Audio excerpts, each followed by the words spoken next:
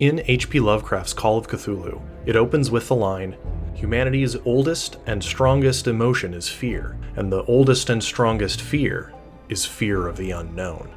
And so... Oh, sorry, I thought I closed that door. Let me just close that really fast.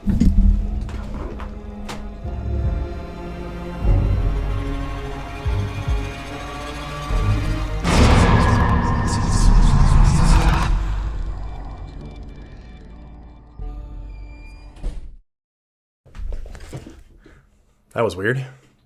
Hi, I'm Peter, creator and lead designer of Tales from Elsewhere, and this video is going to be a brief discussion of something I'm going to call the dark hallway technique.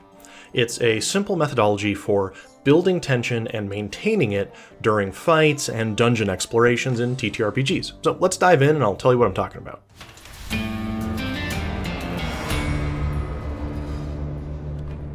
The most succinct way to put this is, the players should not be aware of all parameters of a scenario when it begins.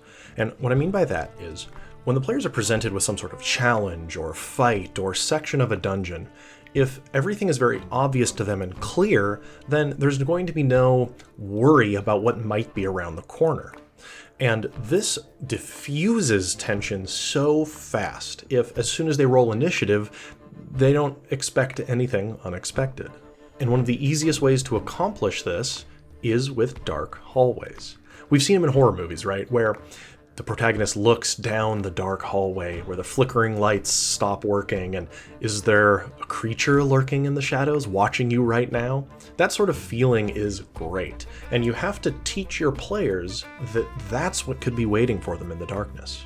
Because that dark hallway, when you render it and where you describe it going off into shadow, extends the active part of the dungeon in the imaginations of the players. The players can really only conceptualize what you, as the GM, are describing to them, right? You build the world out. And if all you're building is the little room that they're fighting in, then there's no reason for them to think about the rest of the dungeon and what their actions could portend. Because remember, fighting is loud. The wizards are shouting their incantations, the barbarians are howling as they swing their great axes, and people are using big explosions and all sorts of powerful abilities, and the monsters are getting gutted and guts are flying everywhere and there's screams. Well, that should echo down the hallway. And when you describe that to the players just that first time, when they gut the goblin and the goblin screams, and you describe to the players and you hear that scream echo off into the darkness up ahead, that tells them that this is not as simple as they thought. And when that darkness is behind the party wizard who's been safe, with the fighters in front of them, they may turn around and look behind them and wonder what could be coming in the next round as the sounds of battle continue to drown out anything else. What else could be coming? And maybe they shouldn't be staying back there and just assuming the rest of the dungeon won't be active until the players explore it.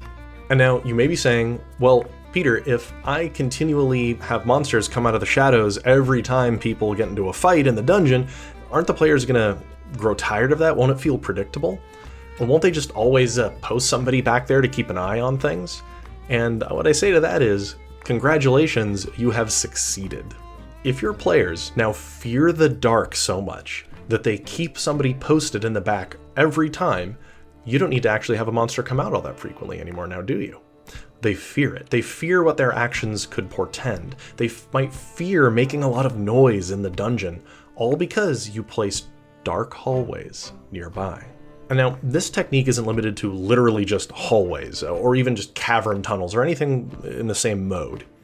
It's when you leave things purposefully open, where you gesture, render out the potential for additional hostiles to be coming, when there's questions about what lies ahead or behind them or to the side. In any way, you are building tension. It doesn't have to be a literal hallway, you just need to render potential.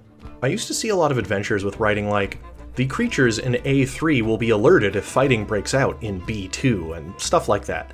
But I'm not seeing it quite as much these days, and I do worry about this idea of gray box dungeons. I've talked about this before on the channel, where you're moving between isolated loading screens, almost like Final Fantasy VII or something, where a fight is entirely isolated from the context of the dungeon.